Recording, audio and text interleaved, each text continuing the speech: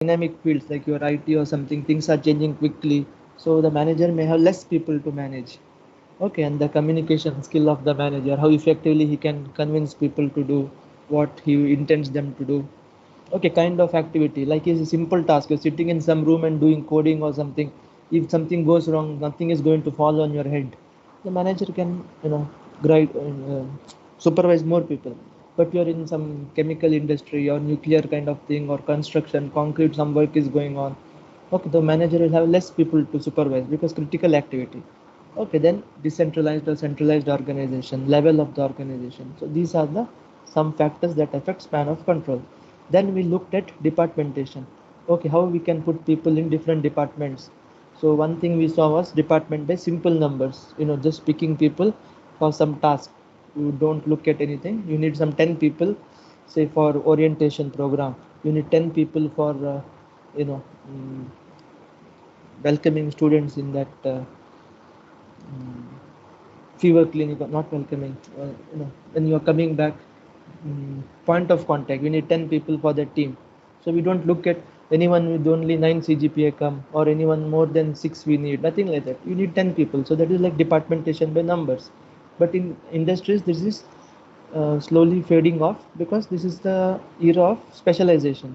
We simply cannot put 10 people in one project. We look at the specialization and then we'll look at it. Departmentation by time. If you remember, I told you, if there is a fire incident at 5:30, you call and they tell no, our office hour is 9 to 5. We can only attend it tomorrow. It cannot happen like that. So we have departmentation by time, where you are putting people in different shifts so that things are running smoothly 24/7. Like I told you, for uninterrupted operations, like capacity utilization. You bought a machine for 10-15 crores, you get the returns only when you run it 24/7 for a long time. That machine is meant to be run like that. But if you only run it 9 to 5, when will you get the return on investment? So we have shifts, people running it, like your classrooms. If you remember, I told you 8 to 12:30, and then when you go to lab, third sem will come and sit in the same class. So capacity utilization because of this shift system. Okay, so that are the advantages. Disadvantage of this time is, there can be fatigue. Sometimes you're working from afternoon 2 to 10, the night shift reliever doesn't come, so you may be asked to continue. Okay, fine, you get double the salary of for that day, for that shift. When you're continued, 6 o'clock in the morning you're going home, then 2 o'clock you have to come because that is your shift. Okay, so go home, come, sleeps, that can be problem. So fatigue is, problem in this, because our body's biological clock is set for working at morning and sleeping at night. I mean, this is applicable to the generation just before you. I think you people are tuned to stay awake at night, playing games or watching Netflix or watching series and all. You are a now different kind of generation. So, but if you look at it as a whole, night shift can cause fatigue. Okay, departmentation by functions. So here you are categorizing people based on the functions. Okay, marketing, engineering, operations, production, like that. So this is very useful because you get to work in the department in which you have skills. Okay, so functional is very good for those kind of things. Now, if you see here, geographical departmentation, you have two VCs, I mean VPs at different place, and below them it is the functional departmentation. Okay, so this is how it is represented. You have functional, but in two different locations, and one person runs, supervises both the locations. He is the president. So you can put people in this kind of structure also. That is the mean. And it becomes simple and simple, and little bit overlap here and there. You are putting people based on the processes you have. Okay, you have different processes before you get your end product. So different processes, you put different people in that. Okay, so or you have different equipments to be used. So based on the use of equipment, you are categorizing people. As simple as that. Now departmentation by customer, depending on the customers you have to handle, you put people in different departments. Like if you say you have foreign, say look at for example MIT itself or Mahe, we have foreign students coming in, local students coming in. Then we have medical, we have technical, we have so many different fields here. So based on the people that come, we categorize different people. You handle foreign customers, you handle domestic customers, like this retail, wholesale. So based on the customers you are, segregating. Product departmentation based on the product you have. Like if you're a four-wheeler company, let's say Bajaj, two-wheeler, three-wheeler, four-wheeler, heavy motors and all that. So instead of one department looking into everything, you're categorizing cleanly. So this department will only deal with two-wheelers. So you become expert in that. If any queries you can handle easily, you get to explore so much in that field. So two-wheeler, three-wheeler, like that product. See, there's an overlap. Okay, don't worry. Now metric structure. I told you whenever this is asked, one line that you should write is the unity of command is violated. See here what is happening. If you look at the vertical lines, it is functional departmentation. Horizontal lines, project departmentation. So this is a overlap of functional and project departmentation. Okay, so if you look at any person here, he has two bosses, say vice president and project manager. So in the principles of management, we discussed that two persons cannot give command to one subordinate.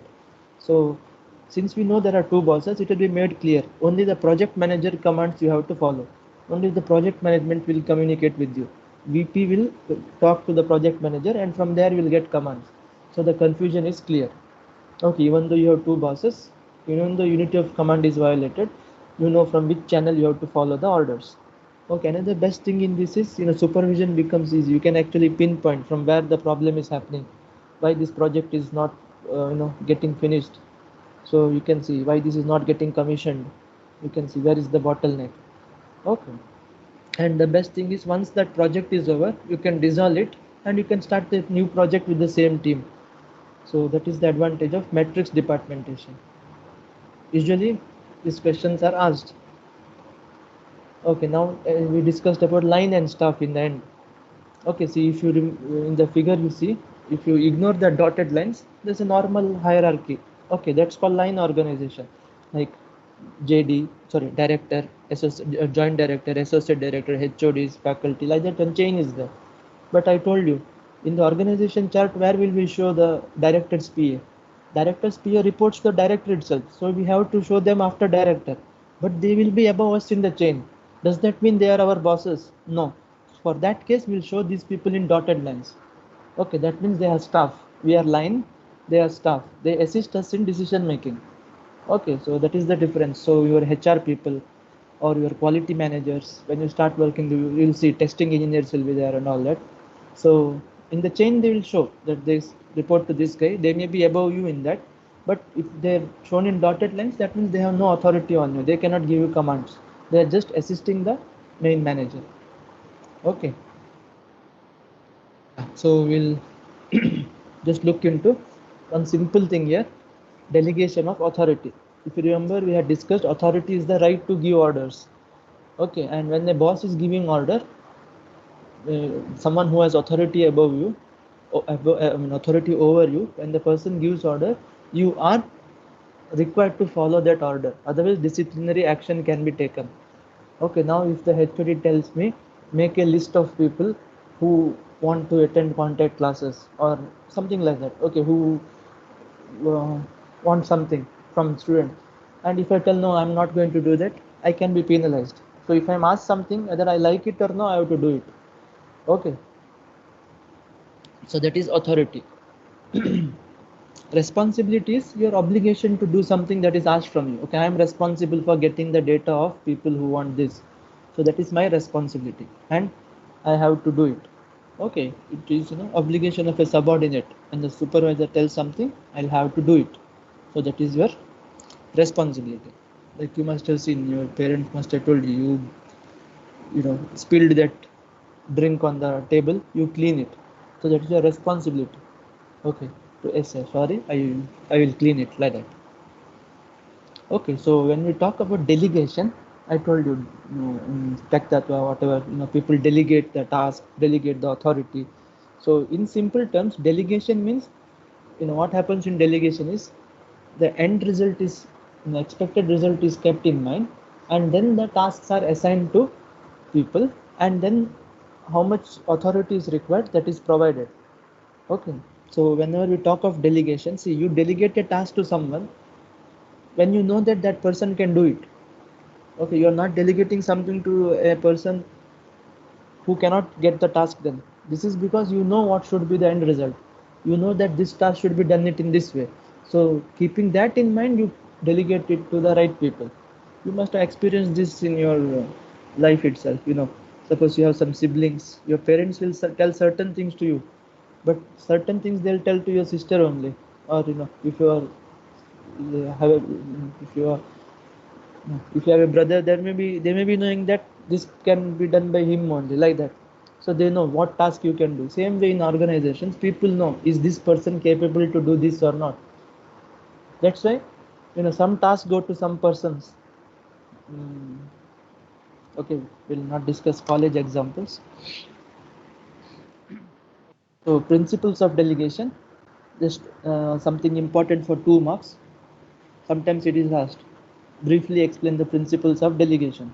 So don't break your head much on this. Mm, see, so whenever you are doing something about delegation, first thing is you keep in mind the end results. Okay, what is that it should be accomplished. Okay, then you think who can do it.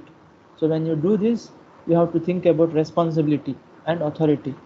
A manager can delegate authority, but responsibility cannot be delegated. Okay, see, I am responsible for something, I have to do it. Okay, that responsibility is mine, but I can give some power to others to get it done. Okay, so that is delegation of authority.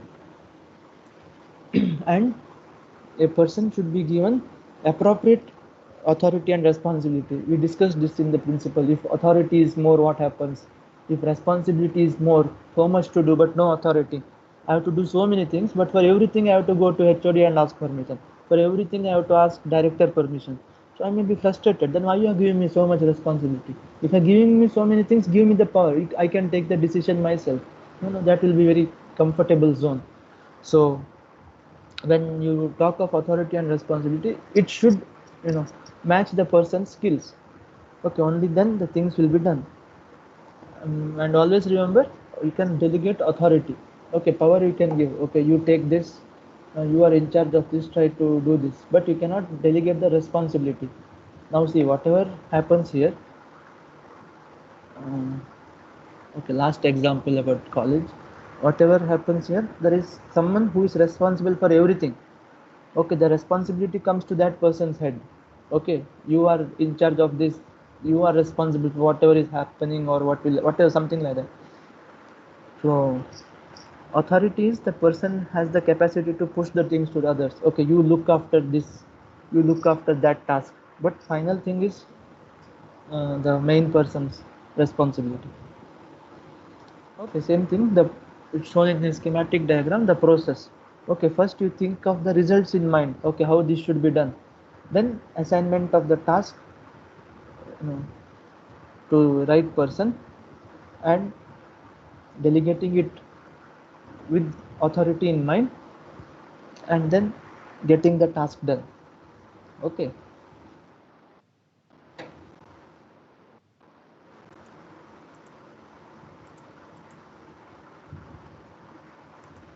okay, 107 are there, fine. 108.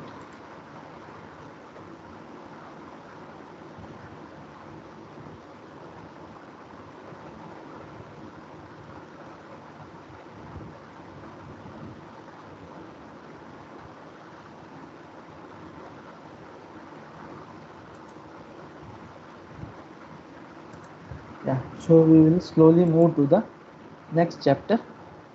It's called staffing. Okay, staffing is also known as human resource management, human resource planning, manpower planning, personal management. So many names are there, and the ones who already studied HR in their minor, they may be knowing better. Okay, so we will see what is staffing, what it has. So basically what happens in human resource management is, your basic task is to get the right people at the right time for the right job. Okay, to make sure that the vacancy is filled and it is kept filled. Okay, your responsibility doesn't end when you fill a vacancy, you have to make sure that it is kept filled. Okay, so that is what happens in staffing. So first basic thing is planning. Okay, by when we need how many people, from when we can start hiring, from where we should get them, and how we should get them. So this is the actual thinking that goes behind. So all this put together, we have this in simple terms. Okay, like what I told you. First, planning. Okay, what are the current needs? In the future, what needs may arise? Okay, currently there is 5 vacancy here. There are 5 vacancies. Next time we are going to start one new branch, say data science. So for that, how many labs we need? Okay, how many classrooms we need for that? For that, how many faculty we need? What kind of faculty? What should be their educational background? Should we hire with experience, or freshers can do that, do justice? Should we get someone from the industry?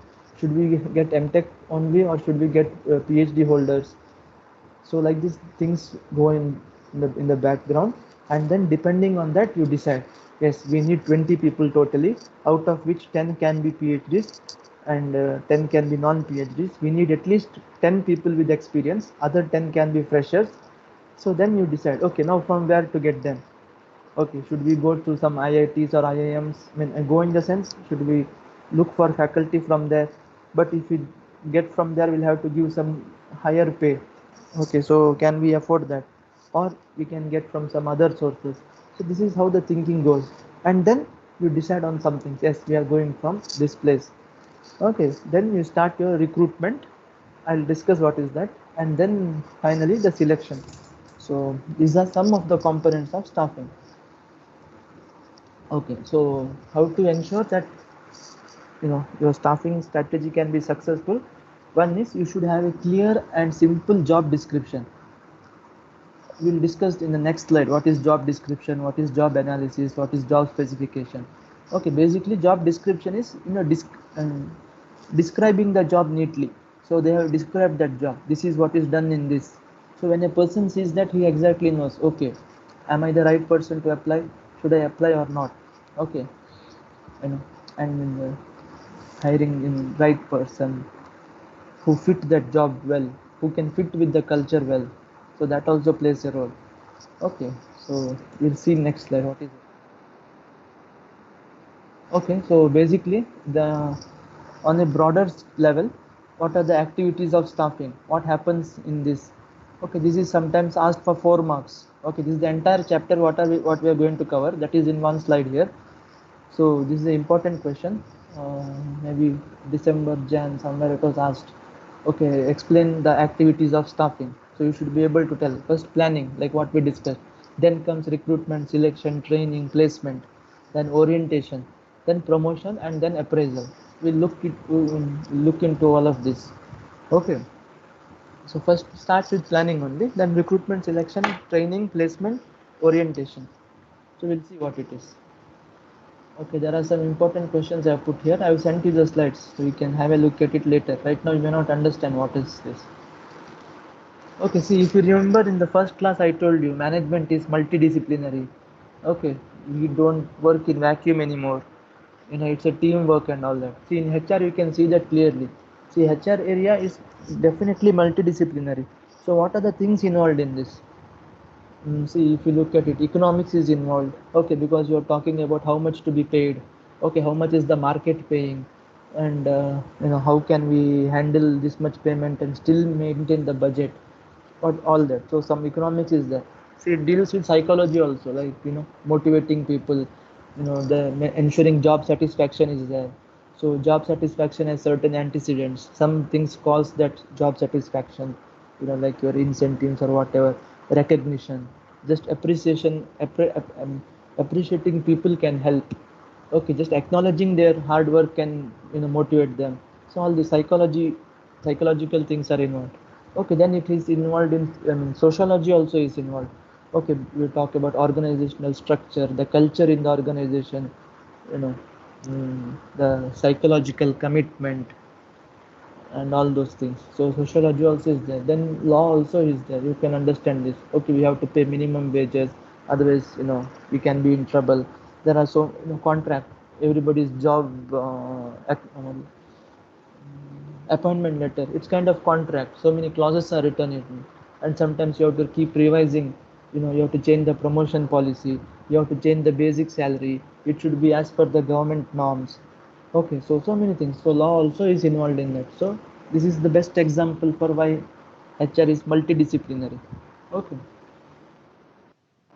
So whatever I discussed till now, put in simple figure. What is planning? Okay, assessing, developing a program to meet the needs, assessing the current needs, assessing future needs, making a plan, getting filled, future what is needed. Okay, it's a vicious circle. Go to job analysis. Okay, what is, see, let me tell you in simple terms. See, now let us assume this is March. Say in August, say for example, we are starting a new course, we are starting a new project. Okay, uh, and for that project we need 20 people. So we should start hiring now itself. We should plan now itself, such that by June we can get those 20 people. In July we can train them, and from August they are ready to take up the challenge and take up the work. Now, how to get those people? We need 20 people. Now 20 people, we have to tell the outside world now, outside the organization. So we are looking for people with what? So we have to tell we are looking for people with these skills or whatever. Now suppose our company say is very famous, and if we tell we are hiring, we need 20 people, we are hiring for a project. So if you put like this, everybody will apply. People will not know for what post. You have simply told that our company is hiring. So for watchman post, people will apply, and retired army people may apply for security position. Okay, the one who just knows typewriting may apply. Uh, like this from different fields, people may simply apply because you told we are hiring. So there will be lot of applications, and that screening is a waste of time. You'll be simply wasting time in screening. So instead you can tell specifically what you are looking for. Only those people will apply. Plus there will be some additional who are just applying if to try their luck, but that will be handful. You need not waste your time on segregating them. You can easily find that this is odd man out that simply applied. So let's reject or keep it aside. So you have to tell people exactly what you want. So how do you tell people that what you want? So that is your job description, job analysis. Okay, so first you are sitting down and then you are deciding, okay, for those 20 people, what skills we need. Okay, what should they know? What should be their educational qualifications? BTech or MTech only, or PhD holders only, or BCom graduate, BSc graduate, 10th pass also will do, whatever. Or what is that? Byju's password also will do. That 5-year-old Chintu also will do for us. Like that. Decide what you want, and then you build on that. See, this is how it looks.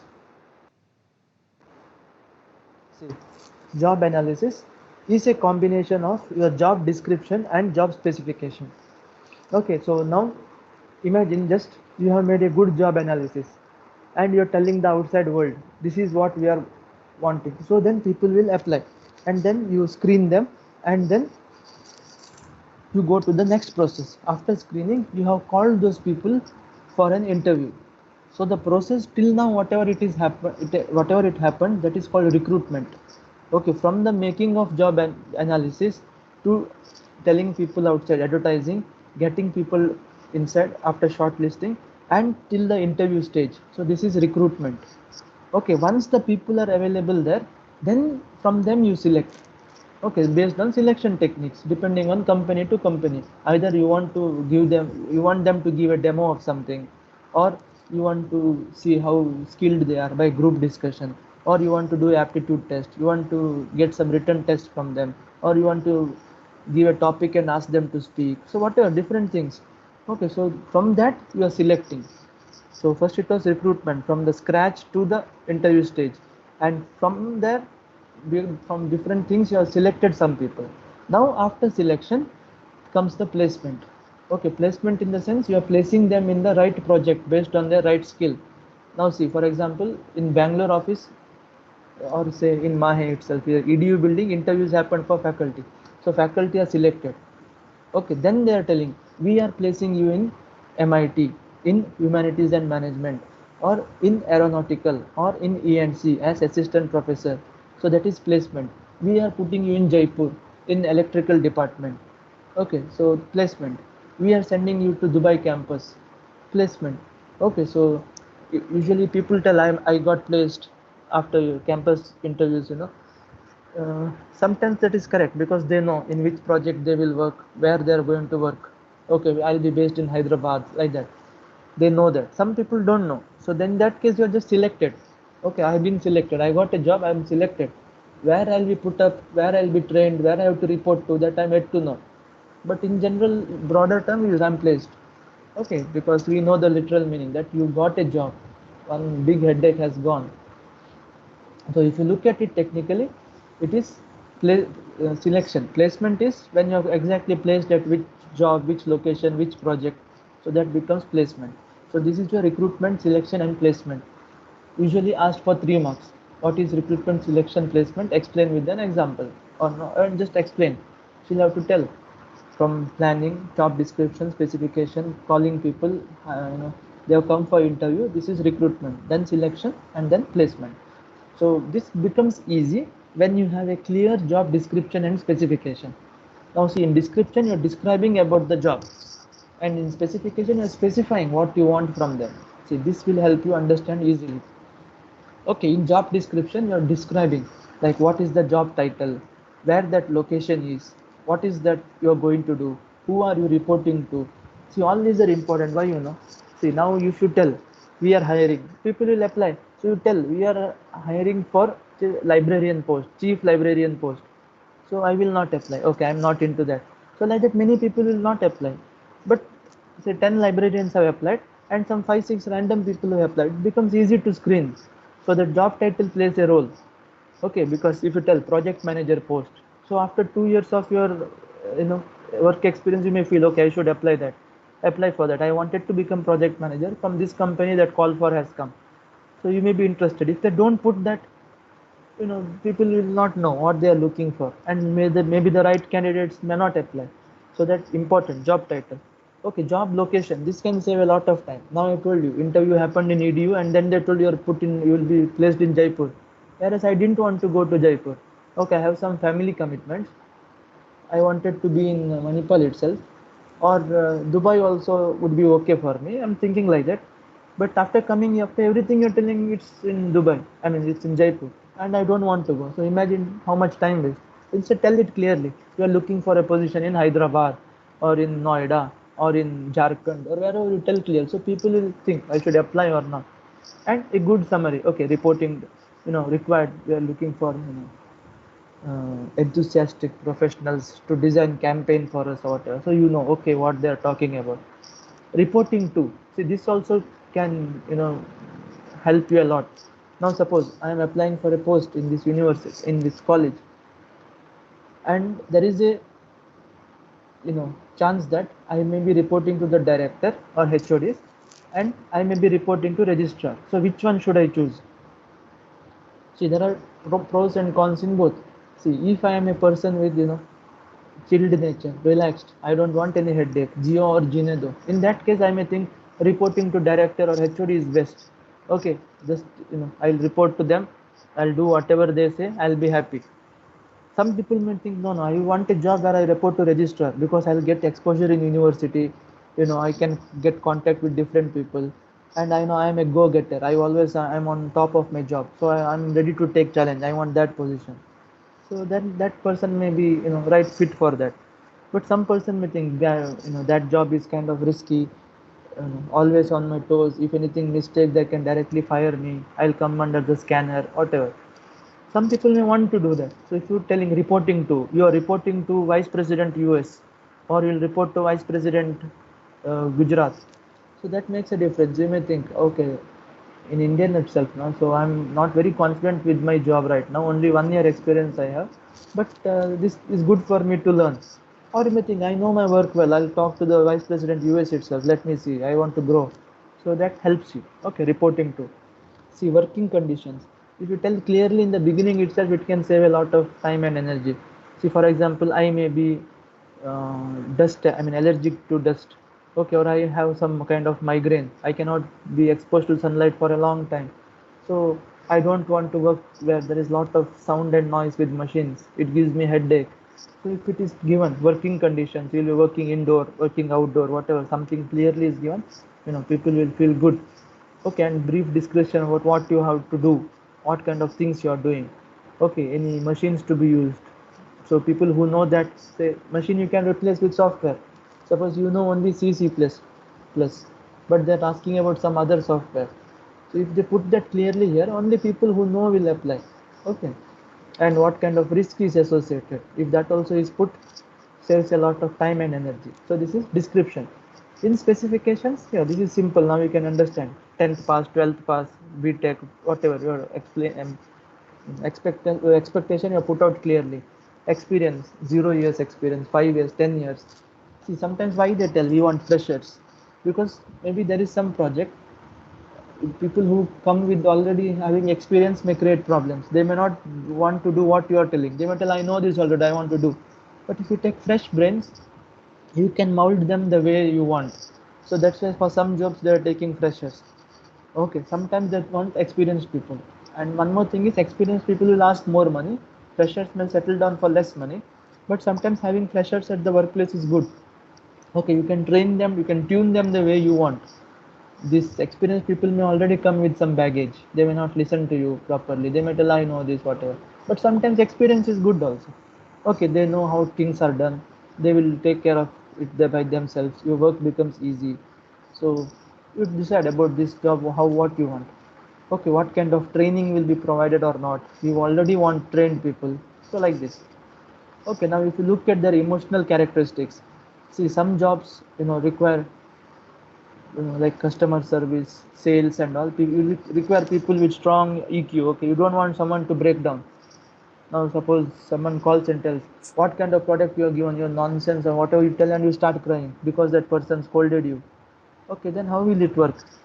So you should be able to handle it tactfully. Yes, I understand. I'm sorry that this has happened to you, but this is not in our hands. That happened in the transport. While transporting, that breakdown happened. We are sorry for that. We'll refund. Whatever you should be able to, convince. If that obviously customers call you when they are irate. Okay, when they are irritated only they will call you. But irate customer difficult to handle. So for such positions, you need people with strong, emotional ability. If you keep someone who buckles under pressure, you cannot keep them there. Or say area sales manager, they should have strong EQ. Now look at this containment zone, the one who handles that. You should be strong enough. You cannot have someone you know, uh, someone like IRM Gairam doesn't work there. Okay, you should that's that for different jobs, different things. Sensory demands. See, like if you're in defense or whatever, they tell clearly we want people with proper eyesight and proper hearing and all that. Otherwise, when you tell fire, they are not firing. When you tell stop firing, they will fire because they cannot hear. It doesn't work. So that doesn't mean we are discriminating. We are telling this job's requirement is this. Okay, now imagine you're in fashion industry. Okay, and your boss gives you a cloth design, a dress design, and tells you get this made, and you have made a nice dress, gray color. The boss is shocked. What gray color? I gave you different color. No? Now imagine you are color blind. The boss gave you different color combination and nice dress, but since everything was gray for you, you made that gray dress. Okay, so it can backfire. So they may tell we don't want color blind people. So it doesn't mean discriminating. Being saves your time and energy. So this is good job description, job specification. Now when these kind of things are advertised, people know. Okay, should I apply or not? So your time and energy is saved. You may get the right candidate. Okay, because of the position title you have given, project manager, vice president, person who wanted that kind of position has applied. So experienced people also you will get, freshers also. You can choose wisely. Okay, and then we'll talk about job evaluation. Now, see, we needed 20 people and all that. So how much we will pay them? So when you're deciding how much to pay, what should you think about? You should think about how much is the market paying for that job. Okay, so that is called external equity. How much is, for example, the market rate, say graduate engineer trainee software engineering is 50,000 for example. So we cannot simply pay you 10,000. Market rate is around 50. So we'll have to pay you around 45 to 55 or 50 or whatever through some negotiation. So we should follow the market rate. Internal equity, you should think of your internal people already. See, last year some students joined for job and they are getting 50,000. Okay, this year you took some people, same project, and this year you are paying them this new batch 55. So how things will work? The last ones will get irritated, frustrated. What is this? 50,000 we are getting after 1 year experience. Also we are 50, but these freshers are getting 55. Now suppose you made the last year people salary 55. They may think after 1 year experience also we are getting the same salary as these freshers. So that unrest will start. They'll start looking for job outside whatever. So handle in such a way that the experienced people are given 50 are given 57 and these people are given 55. At least that they'll be okay. Okay, wow, I have some concession, some consideration for 1 year experience. So that is your internal equity. Okay, think of that and decide how much you are going to pay. If you're desperate for people and simply you're paying something out of the blue, the already existing ones will feel this is not correct, we have been cheated, we are not given any salary, but a pressure is given so much. So think of this and then decide on the pay. Okay. Yeah, we'll come to this in the end. We'll discuss this when there are a lot of people. Okay, this is one more important thing, one more important figure from this UOM. Okay, systems approach to staffing. We had systems approach to management once in that first chapter in planning. Now this is systems approach to staffing. Okay, you are looking at the staffing as a whole. Okay, we'll cover other things and we'll come back to this. We'll talk about training, development, and then we'll revisit this. Okay, so just to tell you, very important figure. Every time it is asked for 3 or 4 marks.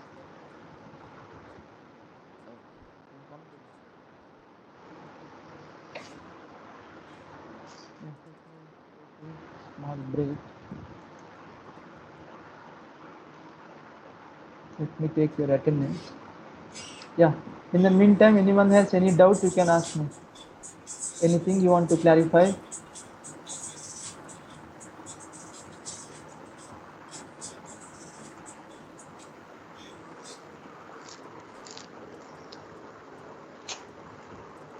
Sir, I have one doubt. Yeah. Ayush, yeah. Sir, when we say like systems approach to anything, what do we mean actually? Like what do we mean when we say systems? See, the basic meaning is we are looking at it as a system by itself. See, if you remember, I told you we are looking at the system as a whole. We are not looking at the snapshot and deciding something. Okay, we are looking at the bigger picture. See, there is a concept called systems thinking. Okay, in which what we have thought is look at the system as a whole, as one piece, bigger system. Then your perspective will change. See, now if I look at the systems approach to staffing, if I look at the bigger picture, what I will realize that whatever I am doing now, recruitment or selection or hiring someone, it is going to have an impact on the organization in the long run. Because of my wrong hiring, this person may leave the job in 3 months. So the energy and time I have invested, the money I have invested in training, everything is going to be waste. But if I hire the right person, that person will be here for long time. He will contribute. That will help us achieve our vision. Okay. If you think there is one vacancy, I need one person, without thinking you are just hiring. So for that moment it is okay. Okay, it's called temporary solution. You should go for a fundamental solution. So that is what systems approach means. It tells you, that's what the meaning it conveys to you. Am I clear, Ayush? Yes, sir. Yes, sir. Okay, if you remember the first example, we discussed that our body has got different systems.